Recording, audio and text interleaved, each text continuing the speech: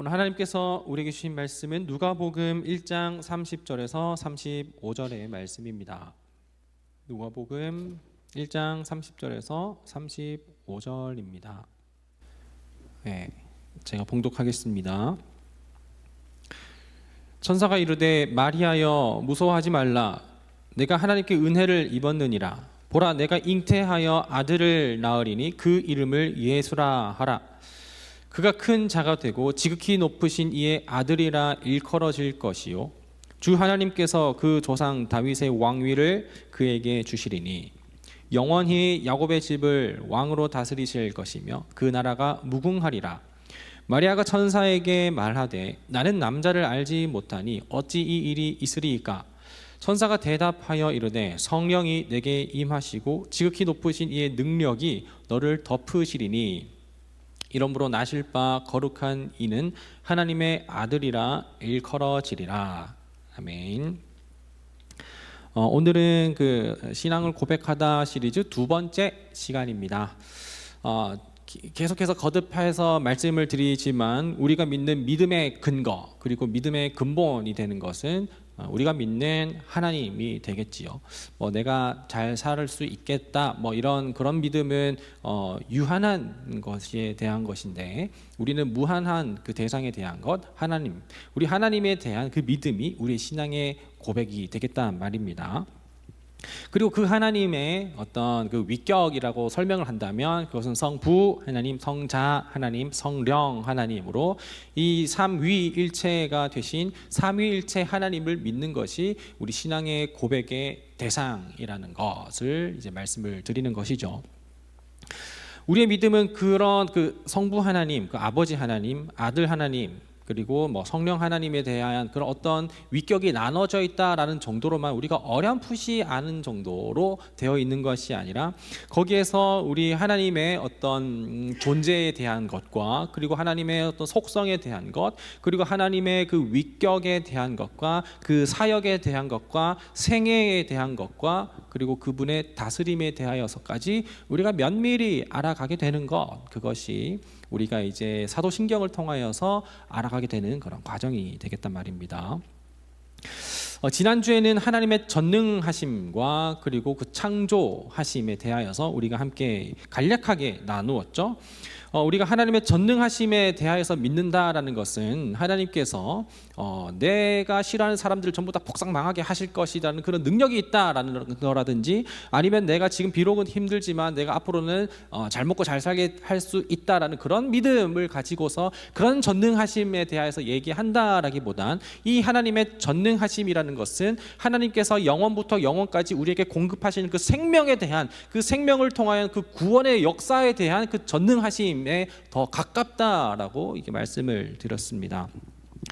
단순히 우리의 어떤 사사로운 그 일들 그리고 어떤 사사로운 사건에 대한 그 해결사로서 그런 어떤 능력을 발휘하시는 게 아니라 하나님께서 이 땅을 창조하시고 다스리시고 섭리하시고 유지하시는 그것에 대한 하나님의 의를 나타내시고 하나님의 의를 계속해서 이어가시는 것에 대한 전능하심이라는 것을 얘기를 했다라는 것이죠.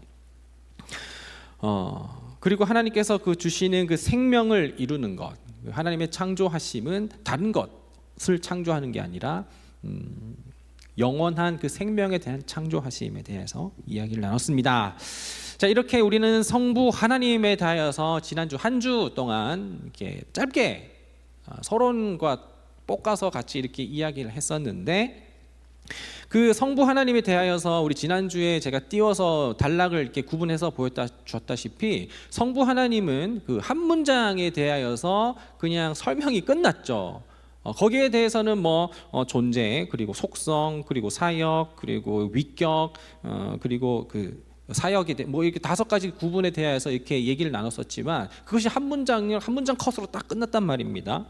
그런데 이제 오늘부터 이제 한동안 몇 주 동안 계속해서 나눠볼 이 말씀은 예수 그리스도에 관한 것인데 이 예수 그리스도에 관한 것 그거를 이제 우리가 보다 보면 위에 이제 성부 하나님에 대해서 한 줄, 그 다음에 성자 하나님 예수 그리스도에 대한 것이 이만큼 있는 것을 우리가 보았고 마지막에 나는 성령을 믿으며라고 되어 있는데 그러면 성자 하나님 예수 그리스도에 대한 내용이 왜 이렇게 많냐라는 것을 잠깐 얘기를 하려고 합니다.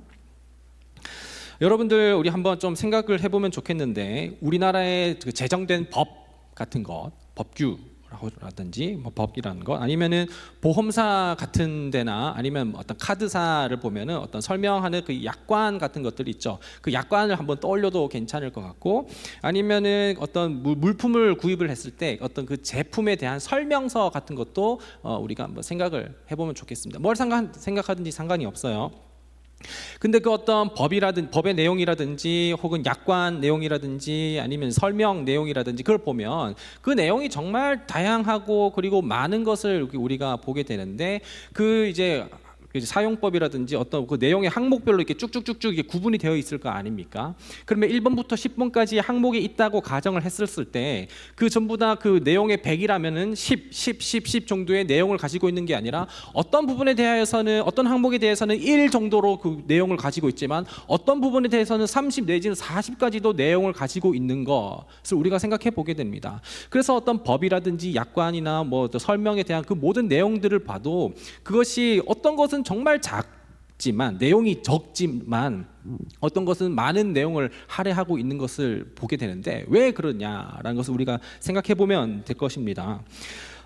예를 들어서 그 내용에 대하여서 그 어떤 항목에 대하여서 내용이 적다라고 한다면 그 내용이 적은 이유는 무엇이냐면 거기에 대해서 다른 사람들이 볼 때 어떤 오해의 소지가 없다라든지 혹은 거기에 대한 어떤 문제 제기라든지 이슈라든지 아니면은 그런 것은 없는 편이 기 때문에 그래서 거기에 대한 더 이상 설명이 없어서 많은 이들이 거기에 대한 암묵적인 동의라든지 납득을 하고 있기 때문에 설명을 필요로 하지 않아서 그래서 이제 약관이나 설명 같은 것에는 그 내용이 적죠. 하지만 여기에 대해서 정말 자세한 내용이 필요한다거나 혹은 여기에 대한 이슈가 많다라든지 그러면 여기에 대한 여러 가지 뭐 상황이 경우의 수가 존재한다라든지 아니면 그 일에 대해서 많은 그 사람들의 어떤 견해가 너무나도 달라서 그것을 명확하게 정해줘야 할 때 그때는 그 항목에 대해서는 내용이 굉장히 많다라는 것을 우리가 알고 있습니다. 이것처럼 사도신경에서 특히나 성자 예수님, 예수 그리스도에 관한 내용이 이렇게 유독 많은 이유는 그 기독교의 역사상 예수 그리스도에 대하여서 그 대하는 어떤 사람들의 견해라든지 예수 그리스도에 대한 어떤 사람들의 그 믿음의 문제라든지 그리고 예수님에 대한 그 믿음에 대한 그 이슈가 너무나도 많았기 때문에 여기에서 명확하고 정확하게 천명해줘야 할 기준이 있어야 해서 그래서 예수님에 대한 그 사도신경의 내용을 보면 신앙 고백을 보면 그 내용이 많이 그 항목이 많이 내용이 많이 디테일하게 존재한다라는 것입니다.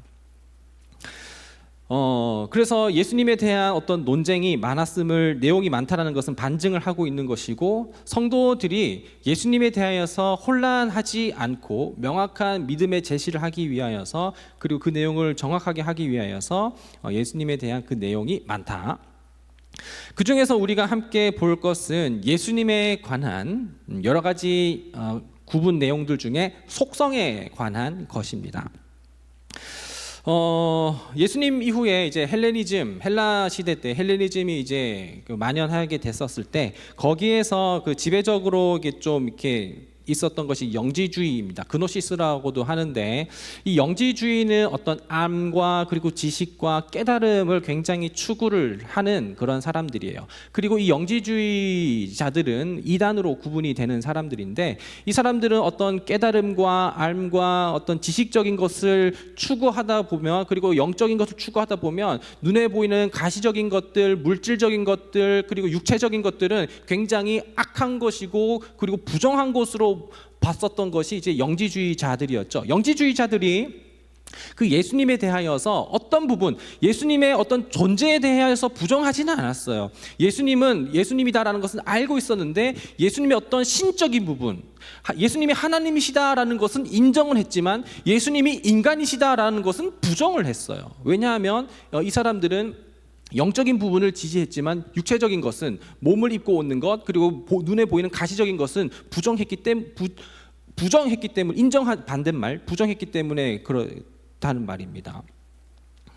그래서 이 사람들은 영지주의자들은 그 신적인 부분 인정했지만 인적인 부분 사람의 모습에 대해서는 부정했다라는 것을 이야기를 하면서, 그렇기 때문에 이거에 대해서 당시 영지주의들이 얘기했었던 거를 가지고서 뭐 용어로 가지고는 이제 가현설이라고도 이렇게 이야기를 할 수가 있겠는데, 이 가현설에 대하여서 하나님의 그 하나님 되심, 예수님의 하나님 되심은 인정하지만 그 사람 되심은 부정하는 이 가현설에 대하여서 반박하기 위하여서 성령으로 잉태하여 동정녀 마리아에게서 나시고라는 이 문장이 또한 필요하게 됐다라는 것이죠. 사도신경을 비롯한 당시 많은 신경과 신조들, 거기에도 뭐 칼케돈 신조 아니면 니케아 신조, 거기에도 많은 신조에는 예수님의 그 사람 되심, 사람이심을 100% 사람이심을 이렇게 논증하는 그런 문장이 다 포함이 되어 있습니다. 한편 방금 어떤 영지주의자들은 예수님의 어떤 하나님 되심을 인정하지만 사람됨은 인정하지 않았는데, 반대로 또 반대의 진영도 있었어요. 예수님은 하나님은 아니셨는데 후천적으로 하나님이 되셨다라는 그런 이야기를 하는 것이죠. 그러니까 예수님이라는 그 사람은 우리와 같은 평범한 사람이었었는데, 살아가다가 어떠한 그 시점에서 이 사람이 예수님이 하나님의 아들로 양자 삼아 주셔서 입양을 받아서 그때 신격이 부여가 되어서 그때 하나님이 되었다라는 것을 얘기하는 사람들이에요. 이것을 보고서 양자론이라고 이야기를 합니다. 이 그 어떤 시점이라고 얘기했었을 때 그 시점은 무엇이냐면, 세례 요한에게 예수님께서 세례를 받으시고 이는 내 사랑하는 아들이오라고 이렇게 하나님께서 선포하시는 그 순간에, 예수님께서 그동안 사역하시지 않으신 그 전까지는 평범한 우리와 같은 인간이었다라는 것을 얘기를 하는 것이고, 그 세례를 받는 그 순간에 이제 하나님의 양자로 받아들여져서 하나님의 아들로 되셨다, 후천적으로 라고 이렇게 주장하는 양자론을 이야기하는 사람들도 있는 것이죠. 여기에 대하여서도 제대로 이제 기준을 이제 명확하게 하기 위해서 성령으로 잉태되었다라는 것을 이제 여기에서 사도신경에서 이야기를 하고 있는 것입니다. 하지만 우리가 이제 믿고 있는 예수 그리스도는 태초에 말씀이 계셨고, 이 말씀이 우리와 함께 계셨고, 말씀이 아니고서는 지어진 것이 없으며 말씀이 육신을 입고 우리 가운데 오신 그분이 바로 예수 그리스도이시기 때문에, 이분은 예수님은, 우리가 믿는 예수님은 후천적으로 우리와 평범한 사람이었다가 양자된 분도 아니시고, 그리고 아까 얘기했었던 가현설처럼 예수님께서는 그냥 어떤 환상 가운데 환상으로 보여지는 모습으로 육체를 부정하는 그 영지주의자들처럼 얘기하는 그것을 우리가 납득하지는 않아요. 우리를 받아들이진 않아요. 우리가 믿는 기독교의 정통의 교리는 무엇이냐면 100% 하나님이신 동시에 100% 사람인 그 예수 그리스도를 우리가 믿는 겁니다. 반인 반신도 아니에요.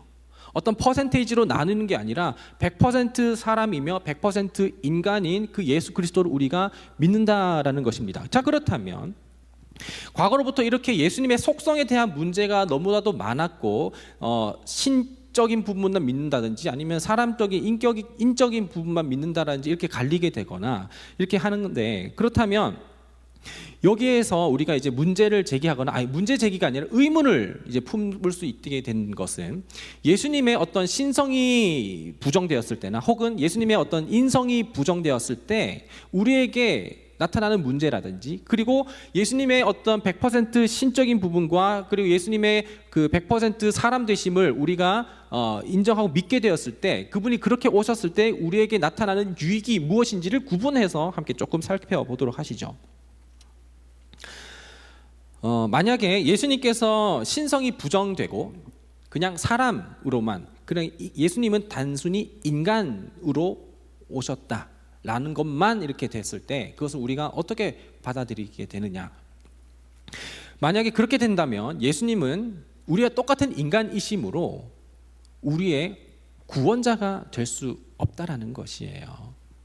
예수님은 하나님으로 오셨기 때문에 우리를 구원하실 수 있는 것이지, 우리와 똑같은 죄 아래 놓여 있는 사람이 어떻게 죄 아래 놓여 있는 사람을 구조해 줄 수 있다라는 것인가요?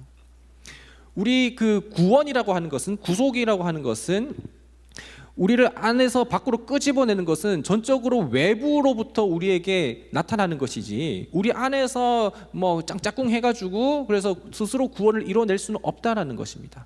만약에 예수님의 어떤 신성이 부정되고 인성만 강조가 된다면 그러면은 우리는 예수님이 아닌 다른 구원의 길을 잃어버리는 격이 되는 것이고, 그러면 우리는 예수님이 아닌 다른 구원의 길을 찾아야 하는데 하나님께서는 길과 진리요 생명이 되신 예수님 말고는 다른 구원의 길을 주신 적이 없습니다. 그래서 그 동쪽에 해가 뜨는 그 유다 지파가 있는 그 출애굽 때의 진영에서 그 유다 지파의 자손으로부터 예수님을 주시기로 약속을 했고, 방주의 문이 6개가 있고 12개가 있는 것이 아니라 단 하나가 있는 것은 그 문 아니면 구원을 얻을 수 없다라는 것을 얘기하는 것이고, 하나님께서는 우리에게 구원을 주시는 그 단 한 가지 방법으로 예수님을 주셨는데 이것을 하나님이 되심을 부정한다면 우리는 구원의 그 길을 잃어버리게 되는 것이라고 우리가 이해를 하게 하면 됩니다. 한편 하나님의 하나님 되심만 강조되고, 그리고 하나님의 어떤 인성적인 부분, 인성에 대하여서는 육체를 입으신 것에 대하여서는 이제 부정하게 된다면, 그렇다면 여기서 나타나게 되는 오류가 무엇이냐면, 하나님이 하나님 되심일 때 그러면 하나님께서 우리를 위해서 죽으심, 예수님의 죽으심이 있죠. 그러면 예수님의 죽으심을 우리가 어떻게 설명을 할 것이냐 말입니다. 어떻게 신이 죽을 수 있냔 말입니다. 왜냐하면 하나님은 신이 죽는 것은 없어요. 그러나 하나님께서 죽으실 수 있는 것은 무엇이냐면 100% 하나님인 동시에 100% 사람이시기 때문에 죽을 수 있다는 것입니다. 하나님께서 우리를 위하여서 죽으신다라는 것, 이것은 여러 가지 어떤 신학적인 개념이 다 담겨 있는데, 여기에서는 하나님께서 우리를 위하여서 대속, 그러니까 우리가 그 죄를 이제 속해야 되는데 우리 대신, 우리는 받아들여지지 않지만 하나님께서 예수님께서 우리를 대신 속하여 주셨기 때문에 우리는 그분을 믿기만 하면 그럼 우리는 구원을 얻게 된다라는 것이죠. 하나님의 죽으심을 말도 안 된다, 인간의 속성이 아닌 그 하나님의 죽으심은 그것은 실패한 신이라고 우리가 받아들여지지 않겠습니까? 한편 예수님께서 죽으심은 무엇이냐면 그 이후에 부활을 얘기를 하고 있습니다. 예수님께서 죽지 않으시면 예수님의 부활하심도 없는 것이고, 예수님의 부활은 단순히 사망 권세를 이기시는 것 뿐만 아니라 우리가 앞으로 누리게 될 그 부활의 첫 열매가 되어 주시기 위하여서 사망 권세 가운데, 죽음 가운데 무덤에서 일어나셔서 그래서 우리를 새 생명을 얻게 하여 주시는 그 부활의 첫 열매가 되시기 위해 예수님께서는 우리를 위하여서 죽으시고 우리를 위하여서 다시 사셨다라는 것입니다. 그래서 우리는 어떤 신성적인 부분과 인성적인 부분을 전부 다 부정할 수 없고, 그리고 성경에 나타난, 제가 뭐 갖가지 구절을 다 가지고 와서 이렇게 공부시켜 주듯이 이렇게 할 수는 없겠지만 오늘 이렇게 설명을 통하여서 얘기를 할 때 우리가 믿는 예수님은 무엇이냐면 참 하나님이시고 참 인간이시다라는 것입니다. 하나님께서는 우리와 또한 이 땅 가운데 오심, 그리고 인간이 되심은 처음부터 관계에 대한 어떤 부분 때문에 그런 것도 있습니다. 하나님과 그리고 아담과 하와가 함께 에덴에서 살았었을 때의 그 어떤 그 관계를 얘기를 하는 것이죠. 물론 죄 때문에 단절의 상태로 이어지게 되긴 했지만 하나님께서는 거기에서 포기하지 않으시고 그 이스라엘 가운데 다시 거하기를 원하셨어요. 그래서 그 성막, 그 지성소에는 하나님의 임재가 상징되어 있는 그 언약궤가 있는데, 그 언약궤를 날마다 그 이스라엘의 그 진영 중간에 두라고 말씀을 하셨어요. 거기에서 그 성막을 지으라고 하셨을 때 그 성막을 짓게 되는 그 하나님께서 말씀하신 그 목적이 뚜렷하게 하나님께서 말씀하셨는데, 그것은 무엇이냐면 내가 그들 중에 거하기 위함입니다. 하나님께서 이스라엘 가운데 성막을 짓고 거기에 천막 가운데 텐트 안에서 지내시는 것은 다른 것이 아니라 그들과 함께 거함, 우리와 함께 거함입니다. 그리고 신약 가운데 이르러서 예수 그리스도께서 우리 가운데 오신 그 이름이 무엇이냐면 임마누엘인데, 하나님이 우리와 함께 하시다 라는 이름으로 우리 가운데 오신 것이죠. 그러니까 우리와 함께 계시기 위해서, 관계를 계속해서 유지하시기 위하여서 우리 가운데 오셨다라는 것이죠. 이렇게 하나님께서는 하나님이시며 참 인간이실 때에 우리의 중보자가 되어 주십니다.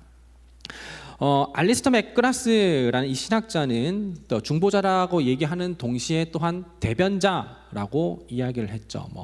대변 무슨 뜻인지 이해하죠. 굳이 설명 더 안 해도 되죠. 대변인데 예수님께서 100% 사람이 되시고 그리고 그 사람이 되실 때 우리와 같은 사람이 아니라 우리와 똑같은 사람이지만 흠이 없는, 그러니까 죄 아래의 다스림을 받지 않는 사람으로, 그러니까 완전한 사람으로 오셨다라는 것이죠. 그랬을 때에 완전한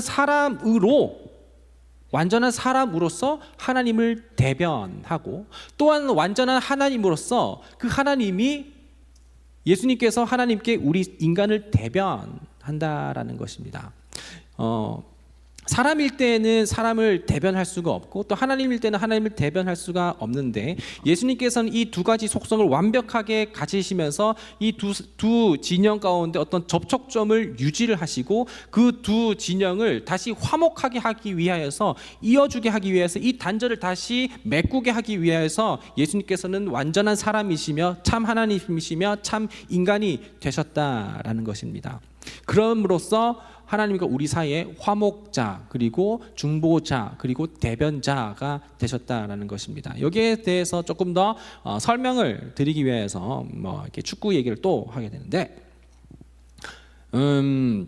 그 경기할 때 그 어떤 그 플레이 가운데 공정성을 우리는 뭘로 생각을 할 수가 있을까요? 공정. 물론 우리가 어떤 객관적인 이겨라 하면서 할 수 있겠지만 우리는 기본적으로 한국인은 한국 팀을 응원할 수밖에 없고 어떤 그 국가 간의 대결이 아니라면 내가 팬으로 있는 그 팀을 이제 하겠죠. 그런데 거기에 대해서 어떤 플레이를 공정하게 가름해 줄 수 있는 사람이 필요한데 그것이 바로 심판자이지요.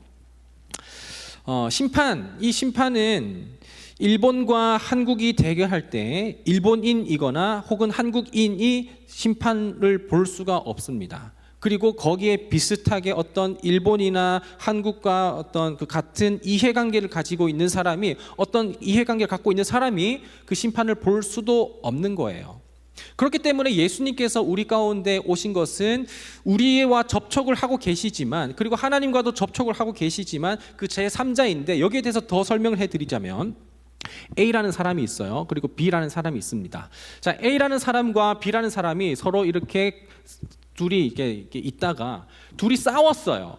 둘이 싸우게 됐으면 A라는 사람이랑 B라는 사람이 계속해서 오해가 생기게 되는데 근데 이 A와 B가 다시 친하게 될 수 있는 것은 무엇이냐면 또 다른 제3자가 필요하다는 것입니다. 만약에 A와 친한 사람 그런데 B에 대해서는 잘 알지 못하는 사람 그 사람이 와가지고 두 사람을 중재한다면 편파적으로 팔은 안으로 굽는다고 이 사람의 일에 대해서 대변을 하겠죠. 반면에 A에 대해서는 잘 모르는 사람 그런데 B와는 친한 사람의 그 제3자라고 할 수 있는 사람이 이렇게 중재를 한다고 해도 그래도 그 B와 너무 가깝고 A랑은 모르면 그럼 이 사람은 이 두 사람을 중재해 줄 수가 없어요. 그러나 A와도 친하고 B와도 친한 그 어떤 제3자 C가 있을 때에 이 C는 A와 B에 대해서 똑같은 어떤 동의를 가지고 있고 그리고 A와 B에 대하여서 어떤 친분과의 관계를 갖고 있기 때문에 두 사람에 대하여서 충분히 화해를 해줄 수 있는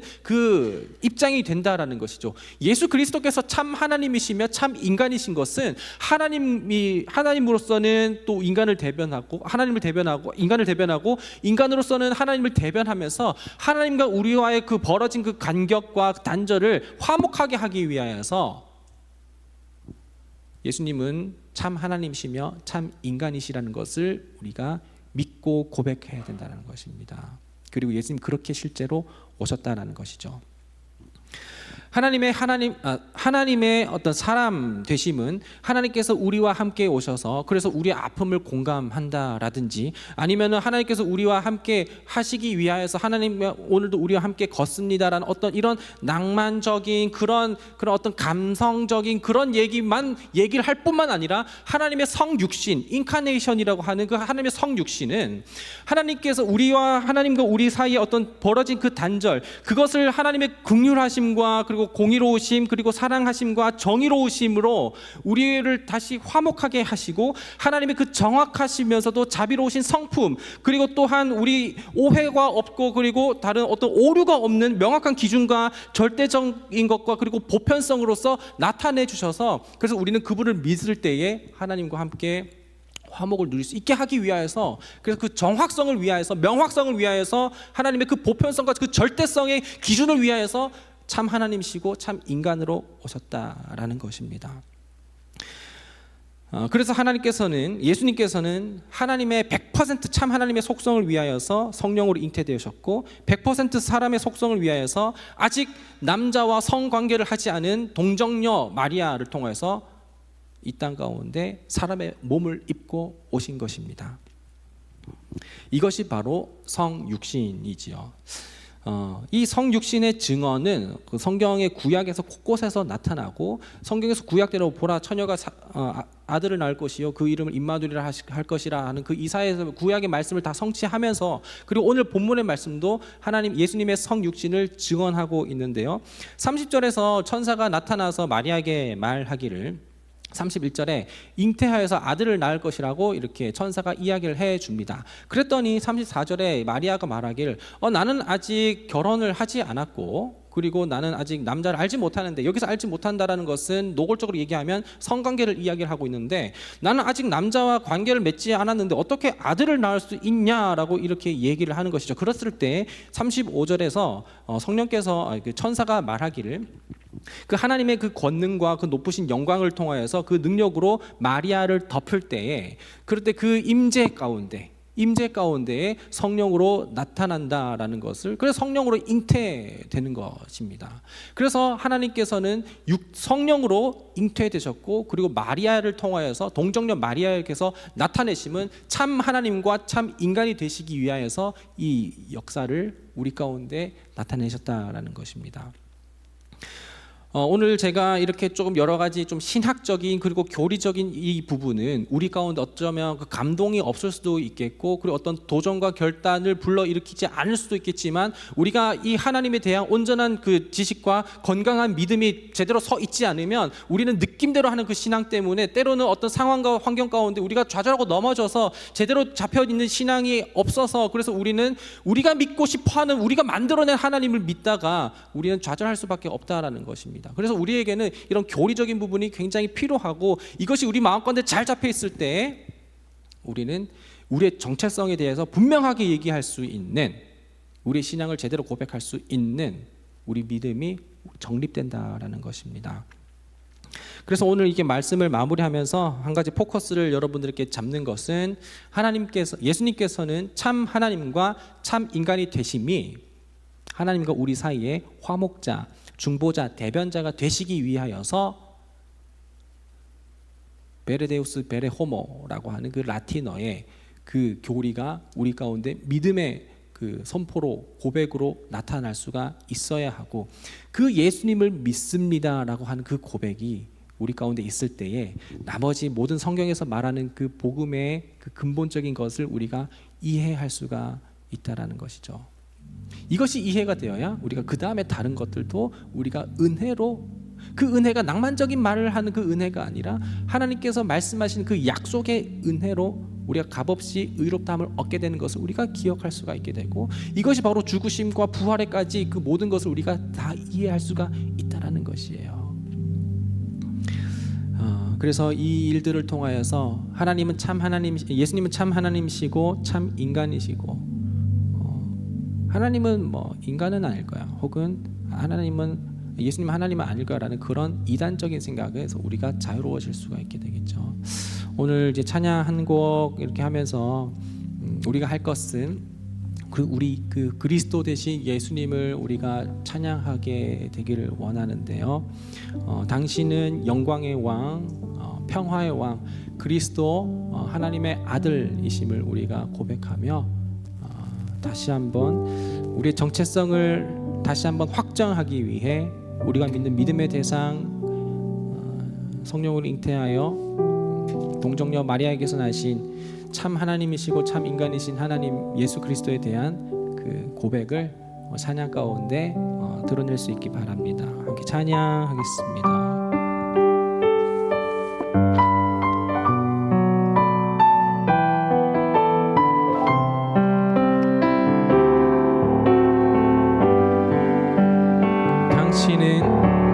당신은 영광의 왕, 당신은 평강의 왕,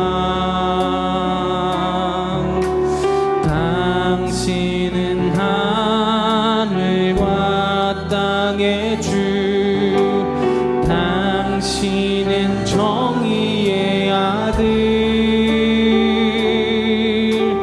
천사가 무릎 꿇고 예배하고 찬송하네. 영원한 생명 말씀, 당신은 예수 그리스도 주. 호산나 다윗의 자손께, 호산나 불러 왕 중의 왕. 높은 하늘의 영광을 예수 주 메시.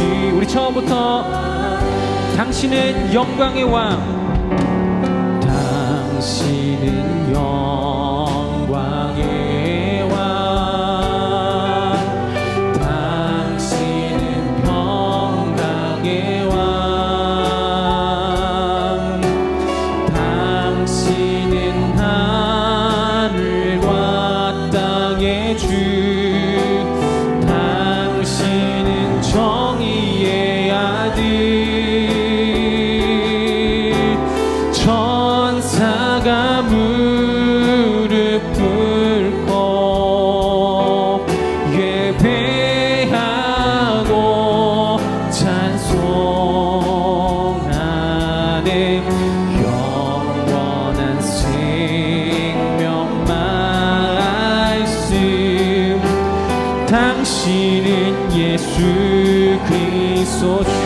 호산나 호산나 다윗의 자손께, 호산나 불러 왕 중의 왕. 높은 하늘의 영광을 예수 주 메시아네. 호산나 호산나 다윗의 자손께, 호산나 불러 왕 중의 왕. 높은 하늘의 영광을 예수 주 메시아네.